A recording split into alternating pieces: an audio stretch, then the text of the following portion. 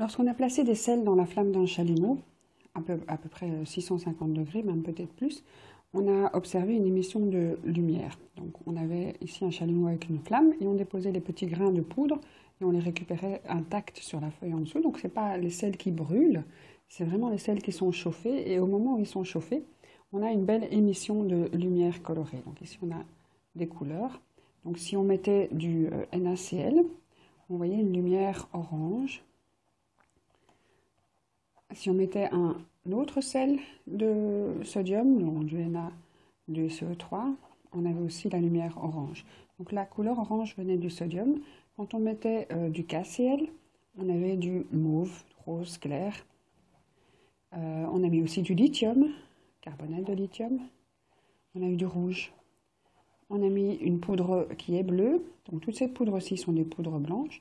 Donc une poudre qui est elle-même bleue. Et dans la flamme, elle émettait une lumière verte. Et on pourrait peut-être trouver d'autres couleurs, mais voilà. Alors, comment ça se fait que quand on place dans une source de chaleur différentes molécules, on a une émission de lumière? En fait, ce qui va subir l'agitation, parce que la chaleur c'est quand même une agitation, c'est les couches externes de l'atome. Et ce sont par exemple des électrons.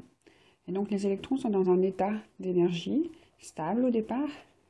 Si vous commencez à leur donner de l'énergie thermique, ils vont l'absorber. Ils vont absorber, absorption d'énergie thermique. Donc les électrons se retrouvent dans un niveau excité. Donc il y a le niveau stable, il y a le niveau excité. Et être dans un niveau excité, c'est pas agréable pour un électron. Il a envie de revenir au niveau stable. Pour revenir au niveau stable, il doit se débarrasser de cette énergie thermique qu'il a reçue. Donc il va émettre, émission,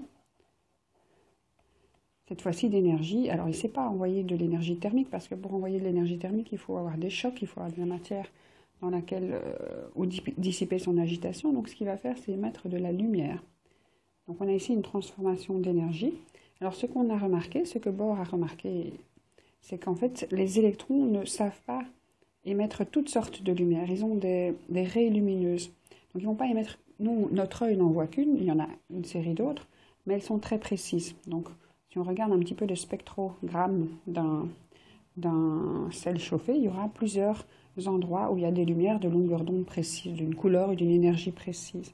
Donc les sauts que les électrons font sont bien précis. Ça veut dire que les électrons, ils peuvent se situer à différents endroits, mais pas à tous les endroits. Donc il y a vraiment des marches bien précises. On appelle ça des couches électroniques, des niveaux d'énergie précis permis pour les électrons et pas toutes les possibilités. Et donc Bohr a représenté ça autour de l'atome. Il a dit il y a une première couche d'électrons, il y a une deuxième couche d'électrons. Donc ces couches permises s'appellent les K, L, M, etc. Donc la première couche peut en avoir 2 au maximum, la deuxième couche peut en avoir 8 au maximum. Et donc ce qu'on observe quand on chauffe un sel, c'est des électrons qui changent de couche, qui passent de la deuxième à la troisième, de la première à la deuxième, et puis qui reviennent sur leur niveau d'énergie en émettant de la lumière.